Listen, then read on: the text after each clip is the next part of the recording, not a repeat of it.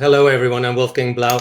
I'm trying to make this a motivational talk for you on the backdrop of the single biggest challenge for journalism that I have encountered so far in my life, and that is climate journalism. I took a year off to study and to understand why it's so difficult to cover the climate crisis for news organizations, because here's the conundrum. We have science saying the climate crisis is worsening.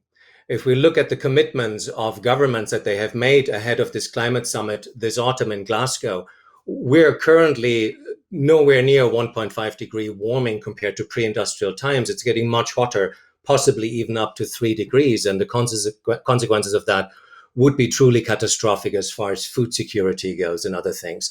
Then you see this slide here of what our audiences think. This is data from the Reuters Institute.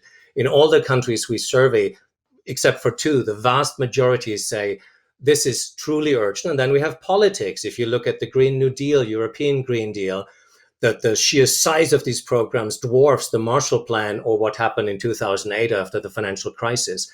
So you have this alignment of audience, of science, of politics, and yet what makes it so difficult then for news organizations to cover this topic more often? Or not just in science, politics, and economics, but in every vertical. So I headed out and for the last 6 months spoke with news organizations around the world, leading very open, more design thinking type conversations, asking how they're doing, what are the obstacles, what is happening.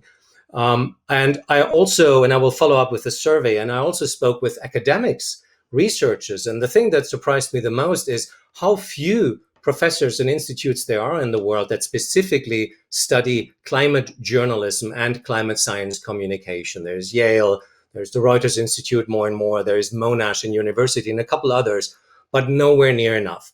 So I'll soon run this global survey you may hear about. I do that together with the World Editors Forum and some regional partners to get more quantitative data about what are the obstacles in the newsrooms and what can we do together to overcome them. But let me share what I have learned so far. First, I hear is basic scientific climate literacy. News organizations need to expect from their staff, just like you're expected to know how the elections in your country work roughly, or how certain sports that are popular in your country, what the rules are.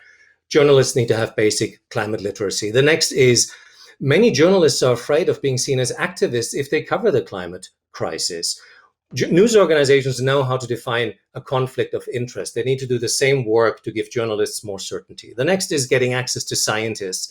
Many scientists tell me they're scared of journalists presenting their incremental progress as a breakthrough story. Journalists need to know how to work with scientists and have learned a lot, I have to say, during COVID. That came back a lot. Knowing which data is credible. If you're a technology editor, a travel editor, and now want to write about the effects of climate change in your beat, you need to work much more closely with your science desk to know which data sources to trust. Again, powerful argument against silos. Especially young female climate scientists are exposed to such tremendous onslaughts of trolls that news organizations need to do a lot more to support them. Because if you get taken down by a troll who sounds competent for several weeks, you think twice before covering the topic again. Talking of a topic, climate change is not a beat. Climate change needs to appear in all verticals of a news organization. So the role of the science team is really changing, and it needs to be encouraged to become a hub for all other teams.